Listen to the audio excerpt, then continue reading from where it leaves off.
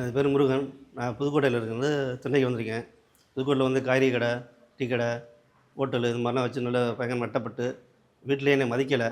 சரி சாவலான்னு தான் நெனச்சுக்கிட்டு இருந்தேன். சென்னைக்கு வந்து சினிமால நடிக்கலாம் வாய்ப்பு கிடைக்கும்னு ஜூனியர் ஆர்டிஸ்ட்டா வந்தேன். இங்க வந்தா 10 நாளைக்கு வேலை இருக்கும், 2 வேலை இருக்காது. ஒரு நாளைக்கு சாப்பாடு இருக்கும், சாப்பாடு இருக்காது. டெய்லி வடப்பள்ளி ஆண்டவன்கோயில்ல தான் உட்காந்து, "ஆண்டவனே இன்னைக்கு கொண்டு போறியா? நாளைக்கு கொண்டு போறியா?" அப்படின்னு நான் அவர வந்து தரிசிச்சுட்டு இருப்பேன். அந்தம்போது தான் வந்து அங்கே உள்ள பக்தர் வந்து அந்த யூடியூப்பில் வந்து அந்த அம்மாவை பற்றி பார்த்துக்கிட்டு இருந்தாங்க. அதை பார்க்கவும் எனக்கு உதவி ஒத்து வருமா? அது என்ன செய்யுமா? கடவுளே நம்மளுக்கு ஒன்றும் உதவி செய்யல. இந்த அம்மாட்டெல்லாம் பார்த்தா நம்மளுக்கு சரி வருமா? அப்படின்னு. அப்புறம் ஒரு 10 நாள் சென்று நானே வந்து முயற்சி பண்ணி அந்த அம்மாவை பார்த்தேன். அவங்க 2, 3 கோயிலுக்கு போய் சொன்னாங்க. பரிகாரம் பண்ணிட்டுப்பான்னு தான் சொன்னாங்க.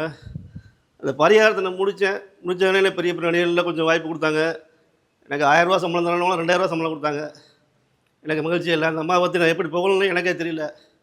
அப்புறம் அந்த அம்மா ஒரு நாள் ஆன்லைன் இந்த கிளாஸ்ல வந்து கலந்து நீனும் வந்து கத்துக்கப்பா அப்படின்னு சொன்னாங்க. நான் அதுக்கு தான் வந்திருக்கேன். அந்த அம்மாவுக்கு நான் ரொம்ப நன்றி. வணக்கம். என் பேர் ராஜலட்சுமி. நான் சென்னை சைதாப்பேட்டையிலேருந்து வரேன். இந்த மேடம் பற்றி சொல்லணும்னா ரொம்ப சொல்லிகிட்டே இருக்கலாம். எங்கள் தலைமுறையாக 3 தலைமுறையாக அம்மா தான் எங்களுக்கு எல்லாமே எங்களுக்கு. எங்கள் அம்மா வீடு கட்டும்போது இவங்க அம்மாவும் ஐயாவும் சொல்லிக் கொடுத்து அந்த வாஸ்துப்படி பார்த்து தான் எங்கள் அம்மா வீடு கட்டினாங்க. இப்போ நான் வந்து எனக்கு வீடு கட்ட முடியுமான்னு ரொம்ப இதுவாக இருந்தது. ரொம்ப மன சிக்கலாக இருந்தது. அதுக்கப்புறம் அம்மா வந்து பார்த்து சில கோயிலெலாம் பரிகாரம் பண்ண சொல்லி பண்ணிட்டு வந்து நாங்களும் வாஸ்து பூஜை போட்டு இப்போ வீடு கட்டி நான் நல்லா இருக்கேன். இப்போ என் பொண்ணு கல்யாணம் ஆகி அவள் வீடு கட்ட போகிறா. அதுக்கும் அம்மா தான் வந்து எல்லாம் பார்த்து பண்ணி கொடுத்துருக்காங்க. எங்கள் பொண்ணு வீடு கட்டி இப்போ சந்தோஷமாக இருக்கணும். அதுதான் அம்மாவை பற்றி நிறைய சொல்லலாம். எல்லோரும் வாங்க, வந்து அம்மாவுடைய கிளாஸில் கலந்துக்காங்க. எல்லோரும் இருப்பீங்க. எங்கள் வீட்டில் வந்து வீட்டு பிரச்சனை ரொம்ப இருந்தது. அப்போ வந்து யூடியூபில் அம்மாவோட ப்ரோக்ராமை பார்த்தேன். அப்போ இங்கே வந்து இவங்கக்கிட்ட வந்து நான் பேசினேன். இவங்கக்கிட்ட பேசி எனக்கு கொஞ்சம் மனது நிறைவாக இருந்தது.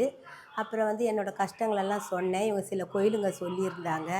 அப்புறம் இவங்க சொன்னதுக்கு கேட்டதுக்கு நான் அந்த கோயிலுங்கெல்லாம் போய் எனக்கு திருப்தியாக இருந்தது.